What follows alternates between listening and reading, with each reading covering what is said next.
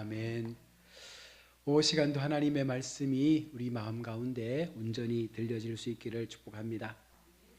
우리 그리스도인들은 하나님 앞에 놀라운 특권을 부여받은 하나님의 사람들입니다. 그 특권이 무엇입니까? 부활의 소망을 가졌고 영생의 약속을 부여받은 그 특권을 우리가 가지고 있는 것이죠.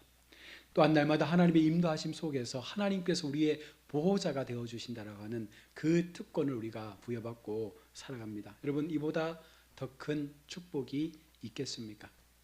하나님이 우리의 편이 되어주시고 하나님이 우리의 삶의 인도자가 되어주시고 날마다 그 걸음걸음 위에 함께 하셔서 마지막 그 인생에 마치는 호흡까지 주님께서 주장하셔서 영생의 삶으로 그리스도인들을, 하나님의 성도들을 지켜주시겠다. 이보다 큰 특권은 없습니다. 그런데 여러분, 중요한 것은 성도가 이런 특권만 누리며 살면 좋겠지만 성도에게도 특권뿐만 아니라 의무가 주어지고 있는 것입니다. 하나님은 우리에게 특권과 함께 우리가 감당해야 될 성도의 의무에 대해서 말씀하고 있습니다. 오늘 본문은 바로 그리스도인이 지켜야 될 의무에 대해서 세 가지로 말씀하고 있는데, 이 세 가지 방향이 이것입니다. 먼저는 앞서간 믿음의 사람들에 대한 의무, 우리보다 앞섰던 믿음의 사람들이 어떻게 그 믿음을 지켜냈는지를 보고 우리도 그 삶을 닮아가라는 것이고요. 두 번째가 하나님과 그리스도 앞에서의 의무죠. 우리가 하나님 앞에서 어떠한 자녀로 살아야 되는지, 그리고 현재 사역에 대한 의무, 내게 주신 하나님의 사명을 어떻게 우리가 감당할 것인가, 우리가 이 세 가지를 가지고 한 번 더 말씀 속에서 하나님의 길을 찾기를 원합니다. 먼저 믿음의 선진들에 대한 의무를 7절에 말씀합니다. 하나님의 말씀을 너희에게 이루고 너희를 인도하던 자들을 기억하며. 여기서 말하는 사람들이 여러분 누굴까요? 선지자, 제사장, 사도, 그 당시의 교사, 이미 앞서갔던 믿음의 지도자들을 일컬는 말씀입니다. 그런데 성경은 놀랍게도 그들을 무엇하라 하는 거예요? 기억하라. 무엇을 기억해야 합니까? 단순히 그들을 추억하라라는 의미가 아니에요. 그들이 살아왔던 인생의 시간들, 저런 사람도 있었구나, 저런 믿음의 사람들도 있었구나, 여러분, 그런 추억을 의미하는 것이 아니라 그들의 삶과 신앙을 의식적으로 우리의 신앙으로 가지고 오라는 거예요. 그래서 그 기억들을 우리의 기억에 담아서 우리가 하나님 앞에 어떻게 서는 것이 온전한 믿음의 삶인지를 돌아보라는 것입니다. 오늘 우리는 너무나 쉽게 잊어버리며 삽니다. 믿음의 선배들, 헌신, 눈물, 희생. 옛날 한 번쯤 6.25 끝나고 전쟁통에 교회의 모습 속에 기도하는 모습이 있어요. 어떤 거냐면 한 어머니가 갓난 아이를 들쳐업고 그 마룻바닥에 엎드려서 눈물로 기도하는 그 흑백 사진이 있었습니다. 그 사진을 보면 얼마나 간절하게 기도했는지를 우리가 알 수 있거든요.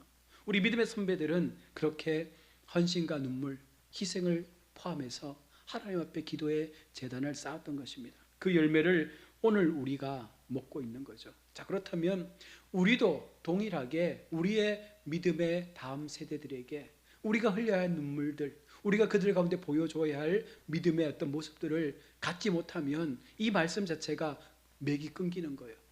우리는 우리의 믿음의 선배들을 통해서 그 믿음의 유산을 물려받고 지금까지 살아왔다면 오늘 우리도 동일하게 우리가 알 수 있는 믿음의 삶을 통해서 우리의 믿음의 자녀들에게 그 믿음의 유산을 물려줌으로 그들도 우리를 보고 하나님 앞에 믿음의 삶을 살아가야 하는 것입니다. 또한 그들의 믿음을 본받으라라고 말씀합니다. 이것이 바로 핵심이죠. 우리가 그들의 믿음을 기억하면서 그냥 기억으로 끝나는 것이 아니라 우리 인생 가운데 그 믿음을 본받는 삶의 자리까지 나가야 합니다. 우리는 그들의 직분을 따라가는 것이 아닙니다. 그들이 어떠한 일을 했다는 것을 따라가는 것이 아니라 그들의 믿음의 태도, 하나님 앞에 그들이 어떤 자세로 하나님을 향하여 세워졌고 믿음을 지켰고 목숨을 버렸는지 그 믿음의 태도가 무엇이었는지를 우리가 돌아보는 것입니다. 그들은 어떤 사람들이었습니까? 핍박 속에서도 믿음을 지킨 사람들입니다.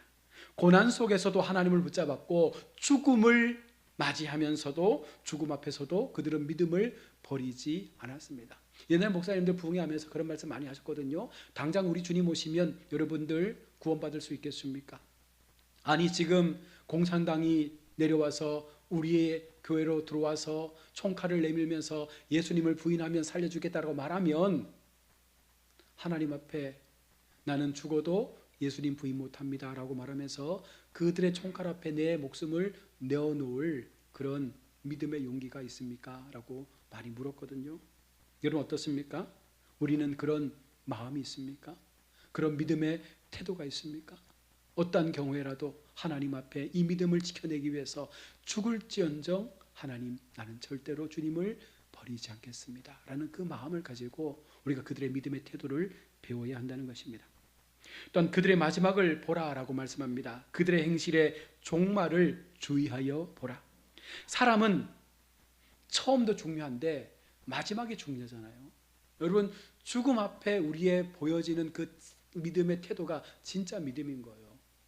저도 30년 목회하면서 정말 장례식을 거짓말 보태면 한 1000번은 다녀온 것 같아요.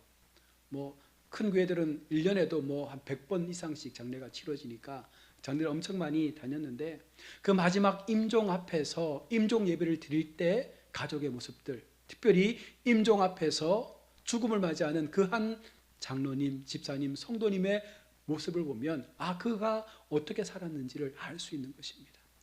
정말 너무나 평안하게 하나님 앞에 자신의 그 가족들을 맡기면서 돌아가는 분들이 있는가 하면 정말로 고통스럽게 그 죽음을 피하고 싶어서 그렇게 부르짖다가 죽음을 맞이하는 분들도 있습니다. 여러분 세상에서도 끝이 좋은 사람이 진짜 좋은 사람이에요. 여러분 우리 구차하게 늙으면 안 됩니다. 비참하게 죽어서도 안 됩니다. 하나님 앞에 진짜 믿음으로 시작했다면 믿음으로 마칠 수 있는 그 같은 결말을 맺는 성도가 하나님 앞에 진짜 잘 산 성도죠. 믿음의 선진들은 그렇게 끝까지 그 믿음을 지킨 사람들이에요. 그들의 마지막 죽음의 그 가정들을 보면 정말 그들은 철저하게 하나님 앞에 그 모든 것들을 하나님께 맡기며 마지막 그 삶을 선택했습니다. 그래서 우리는 그들의 삶 전체를 통해서 우리의 믿음을 비교해 보는 거예요. 또한 변하지 않는 그리스도를 붙잡으라라고 오늘 8절로 14절은 말씀합니다. 예수 그리스도는 어제나 오늘이나 영원토록 동일하시니라. 이 말씀은 히브리서 전체를 관통하고 있는 핵심적인 말씀이죠. 그리스도는 어제나 오늘이나 영원토록 동일하시다. 그러니까 이 믿음의 선배들이 살았던 구약부터 신약의 모든 시간과 현재의 시간까지 그리고 미래의 시간까지 우리 예수 그리스도는요 어떤 분이에요? 동일한 하나님이세요. 변치 않습니다. 똑같은 모습으로 똑같은 하나님의 역사로 나타나셔서 시대가 바뀌고 환경이 바뀌어도 하나님은 동일하게 그 모습 그대로 우리 가운데 존재하시는 하나님이심을 말씀합니다. 그래서 이 말씀이 중요한데요, 믿음의 선진들을 본받으라고 했는데 왜 이 그리스도를 통해서 이 말씀을 주십니까? 그들이 믿었던 주님, 그들이 고백했던 주님, 오늘 우리가 믿는 주님과 같은 하나님이기 때문에 그렇다는 것입니다. 시대가 다르고 환경이 달라져도 여전히 우리 하나님은 동일하게 우리 인생 가운데 함께 하시는 좋으신 하나님이십니다. 또한 9절에 잘못된 교훈을 경계하라라고 말씀합니다. 여러 가지 다른 교훈에 끌리지 말라. 당시에도 지금과 똑같은 많은 우상들, 잘못된 법들 많았습니다. 이상한 가르침, 사람을 현혹시키는 말들, 외형적인 종교 행위, 여러분 특히 먹는 것, 의식, 형식에 집착하는 거예요. 우리가 잘 알고 있는 베드로처럼 먹는 것 때문에 막 고민하잖아요. 하나님의 한상을 통해서 그 모든 것들이 의미 없다 말씀해 주셨고, 여러분 우리의 마음속에 어쩌면 이런 눈에 보이는 형식과 어떤 틀들이 우리로 하여금 그 믿음을 지켜낼 수 없다는 것입니다. 이런 것들은 우리의 신앙을 깊게 만들지 못하는 것입니다. 그래서 우리가 철저하게 잘못된 교훈에서부터 우리 자신을 멀리하고 하나님의 진리 앞에 우리의 삶을 세워 나가야 합니다. 다음으로 마음은 은혜로 강하게 하라라고 말씀합니다. 중요한 것은 마음을 은혜로 강하게 하라. 이것은 결국은 하나님의 은혜가 아니면 우리의 마음의 강함이 올 수가 없다는 거예요. 여러분 우리가 얼마나 연약합니까? 저조차도 연약한 존재잖아요. 연약하기 때문에 실망하고 섭섭하고 상처받고 넘어지고 다치고 미워하고 증오하고 여러 가지 많은 갈등도 생기고 문제가 일어나지만 중요한 것은 그런 마음일지라도 하나님의 은혜가 그 마음 가운데 임해서 그 마음을 은혜로 채우면 그 모든 것들이 어느 순간 변화되기 시작한다는 거예요. 음식이 아니라 형식이 아니라 오직 하나님의 은혜로만 우리가 살아가는 존재임을 우리가 기억할 때 그 사람 속에 진정한 변화의 모습들이 나타나는 것이죠. 또한 우리의 제단은 그리스도다라고 10절은 말씀합니다. 우리에게 제단이 있는데 이 제단이 예수 그리스도인 거예요. 구약에서는 피의 제단을 통해서 짐승을 잡았다면 이제 우리는 하나님의 은혜의 제단 속에서 예수 그리스도께서 이미 죽어 놓으시고 부활하여 놓으신 그 생명의 제단 위에서 하나님을 향해서 우리의 믿음을 지켜낼 수 있는 것입니다. 제사장이며 참 제물 되신 예수 그리스도, 그 복음의 핵심을 통해서 우리가 하나님 앞에 영원한 제사를 드릴 수 있는 믿음의 모습들이 일어나야 합니다. 그리고 13절은 영문 밖으로 믿음의 사람들을 나아가라 말씀합니다. 그의 치욕을 짊어지고 영문 밖으로 나아가자. 이 말씀이 되게 중요한데 신앙은 편안함이 아니다라는 거죠. 때로는 치욕을 감당하는 것이고 때로는 손해를 보는 것이고 때로는 욕을 먹기도 합니다. 때로는 오해를 받기도 하죠. 그러나 그것이 그리스도를 따라가는 삶이라면 우리는 그 영문 밖으로 나아가는 선택을 해야 된다는 거예요. 이것 안 하면 아까워요. 이거 안 하면 불편해요. 이거 안 하면 내 믿음에 대한 부분들이 혼란스러워요. 그래서 우리가 주님께서도 영문 밖 그 겟세마네 동산에서 십자가를 지셨다면 우리도 영문 밖으로 나아가서 내게 주신 하나님의 그 십자가의 길을 짊어지고 걸어가야 하는 것입니다. 또한 14절에 우리는 영원한 도성을 바라보며 살아야 합니다. 여기는 영구한 도성이 없잖아요. 여러분 우리 인생 속에 이 시대 속에 이 나라 속에 여러분 영원한 파라다이스가 있습니까? 없습니다. 언젠가는 멸망할 땅이잖아요. 그래서 테슬라 회장은 뭘 준비합니까? 화성에 이주할 계획을 하잖아요. 맞나요? 테슬라 회장이 맞나요? 화성에 이주하려고 하는 분이 맞습니까? 그래서 지금 자기가 가지고 있는 호화주택을 다 팔았대요. 지금 현재 15평 원룸에서 살고 있답니다. 곧 화성으로 간다라는 기대를 가지고. 그래서 그게 언론에 한번 나왔던데 여러분 없습니다. 영원한 파라다이스는. 우리는 하나님의 나라를 바라보며 영관도성 그 하나님 앞에 서는 그 삶 말고는 우리를 안전하게 지켜줄 수 있는 영원한 것은 없다라는 것을 기억해야 합니다. 이 땅은 영원한 것이 아닙니다. 직상도 재산도 인간관계도 다 지나가요. 부부도 마음 안 맞으면 헤어지는 세상 아닙니까? 요즘에는 뭐 재혼 사혼 너무 그냥 자연스럽게 얘기하는 그런 시대가 되었잖아요. 그만큼 이 관계도 쉽게 깨어질 수밖에 없어요. 그래서 우리가 붙잡을 수 있는 것은 영원한 하나님밖에 없다. 그 마음으로 사시길 바랍니다. 계속해서 하나님께 드려야 할 제물에 대해서 오늘 15절로 16절에 말씀합니다. 그리스도인이라면 하나님의 성도라면 무엇을 해야 될까? 바로 실제적인 성도의 삶에 대한 부분인데요. 찬미의 제물을 드리라. 찬미의 제사를 드리라. 이게 바로 입술의 열매죠. 우리 마음에 우리가 할 수 있는 최상의 하나님을 향하여 드릴 수 있는 것이 무엇입니까? 찬양이에요. 하나님께서 대소리문답에 뭐라고 말씀하셨어요? 우리를 지으신 목적에 대해서 내가 너희로 하여금 찬양을 받기 위함이라 말씀했습니다. 그래서 우리가 하나님 앞에 찬양의 입술을 올려드림을 통해서 하나님이 우리의 영원한 주가 되심을 선언하고 우리가 고백할 때 그 입술의 찬양의 고백이 감사가 되고 기도가 되고 은혜가 되는 것입니다. 이것을 하나님께서 기뻐하시는 제사라 말씀하고 있습니다. 또한 선행과 나눔의 제물이 될 것을 말씀합니다. 선을 행함과 나눠주기를 잊지 말라. 우리가 누누이 말씀드리지만 신앙은 말로 하는 게 아닙니다. 신앙은 행동으로 나타내야 되는 거예요. 우리가 말을 했으면 그 말에 책임을 져야 되는 것입니다. 말로 끝나는 신앙은 절대 온전한 신앙이 될 수 없어요. 우리가 하나님 앞에 고백하고 기도했다면 그 행위가 우리의 믿음의 삶을 통해서 나타나야 합니다. 어려운 사람을 도와주기도 하고 하나님을 향한 선을 행하기도 하고 그 선을 실천하는 삶을 통해서 진짜 하나님 앞에 이곳에서 예배를 떠나서 우리의 삶 전체가 하나님을 향한 예배로 그렇게 하나님이 기뻐하실 수 있는 삶의 시간들을 살아내는 것, 여러분 이것이 바로 우리가 하나님 앞에 해야 될 선행의 나눔인 줄로 믿습니다.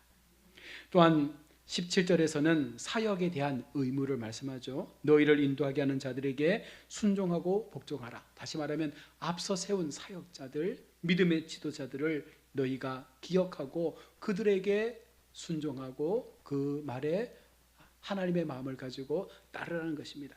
이 말씀은 사실은 오해하기 쉬운 말씀이죠. 이 말씀 때문에 교회가 한 목사의 독재로 그렇게 또 무너지는 경우들도 많습니다. 사람에게 복종하라는 뜻이 아니에요. 이것은 무조건 사람에게 복종하며 목사를 지켜 세우라는 것이 아니라 하나님의 말씀을 전하기 때문에 그 말씀의 진리가 바르게 전해지는 목사의 입이라면 그 말씀에는 순종하라는 거예요. 그러면 나머지 부분은 다르겠죠. 이단을 전하거나 진리를 왜곡하거나 자신의 배를 부르게 하거나 이런 잘못된 목사의 입술의 고백은 들을 필요가 없다는 거예요. 하나님의 대언자로서 분명한 말씀을 전하는 자일 경우에 그를 따르고 그를 인정하라는 것입니다. 또한 순종해야 되는데 왜 순종해야 됩니까? 사역자들에 대해서 첫 번째는 하나님이 세우신 권위예요. 하나님께서 교회의 장로를 세우실 때 말씀을 전하는 장로와 교회를 다스리는 장로를 세웠습니다. 목사는 말씀을 전하는 장로로 세움을 받은 것이고 당의 장로님들은 교회를 지켜내는 장로로 세움을 받은 것이에요. 그래서 목사는 말씀을 전하고 교회 전체를 대표하고 우리 장로님들은 교인을 대표하고 성도들을 위해서 신방하고 그들을 살피는 역할을 맡겨주신 것입니다. 그래서 그런 하나님의 권위가 있기 때문에 그들에게 순종하는 것이죠. 또한 영혼을 돌보기 때문에 순종해야 합니다. 그들이 너희의 영혼을 위하여 경성하기를. 우리 당회원들은요 정말 성도들을 위해서 사랑으로 섬기고 기도하고 그들의 삶을 살필 줄 알아야 합니다. 장로가 된 이상 여러분 내가 없어야 됩니다. 사실은 그때부터는 정말 우리 많은 성도들의 삶을 살피고 그들의 어려움을 돌아보면서 기도해주고 그러면서 하나님 앞에 그들을 위해 충고할 수 있는 그 마음을 갖는 것이 진짜 당회의 역할인 것입니다. 결국은 이렇게 행할 때 이것이 우리 성도들에게 유익이 된다는 거예요. 그렇게 하나님의 말씀을 따라 사역자를 섬기고 순종하고 말씀 앞에 세워질 때 사역자가 기쁨으로 사역하면 교회는 건강해지죠. 또한 건강한 말씀을 먹는 성도들이 또 행복해지면 교회는 더 아름답게 변화되어져 갈 수 있습니다. 반대로 사역자가 탄식하고 그 삶이 연약하면 교회는 힘을 낼 수가 없습니다. 사랑하는 우리 성도 여러분, 오늘 말씀을 통해서 분명하게 주시는 교훈이 무엇입니까? 성도에게는 특권만 있는 것이 아니라 반드시 지켜야 될 의무가 따라온다라는 것을 말씀합니다. 정리하면 믿음의 선진들을 기억하고 그들의 신앙을 본받을 것, 또한 변하지 않는 그리스도를 온전히 붙잡을 것, 그리고 하나님과 교회 앞에 내게 주신 그 책임을 다할 것을 오늘 히브리서는 우리에게 권면하고 있습니다. 마지막으로 묻습니다. 나는 믿음의 선배들을 본받고 있습니까? 나는 그리스도만을 붙들고 살아가고 있습니까? 나는 하나님 앞에 그 의무를 담당하려고 애를 쓰고 있습니까? 여러분, 이 땅은 영원한 곳이 아니기에 우리가 지나가는 모든 시간들은 나그네의 시간이라 히브리서는 말씀을 했습니다. 그러므로 흔들리지 말고 변하지 않는 그리스도만을 붙잡고 끝까지 믿음으로 살아감을 통해서 마지막 우리가 하나님 앞에 죽음의 시간을 맞이할 때 그 죽음이 아름답게 끝날 수 있도록 우리 모두가 그런 인생의 삶을 살아가시기를 주의 이름으로 축원합니다. 아멘. 하나님 은혜를 감사합니다. 우리의 삶을 지키신 하나님, 오늘도 귀한 오후 시간 히브리서의 말씀을 통해서 우리 그리스도인들이 어떻게 하나님 앞에 특권을 누리며 그 의무를 감당해야 하는지를 말씀을 통해 살펴보았습니다. 우리의 마음에 주신 하나님의 마음을 통해서 믿음의 선진들의 삶을 돌아보고 오직 예수 그리스도 그분이 나의 온전한 제단임을 믿고 주님 앞에 모든 삶을 의지하며 하나님의 주신 마음으로 선행을 행하고 주의 그 의무를, 사역의 의무를 감당할 수 있는, 또 말씀으로 세워주신 믿음의 리더자들을 존중하고 인정할 수 있는 우리의 삶을 통해서 교회가 더 건강하고 아름답게 세워져가는 하나님 나라의 부흥을 허락하여 주옵소서. 거룩하신 예수님의 이름으로 기도드립니다.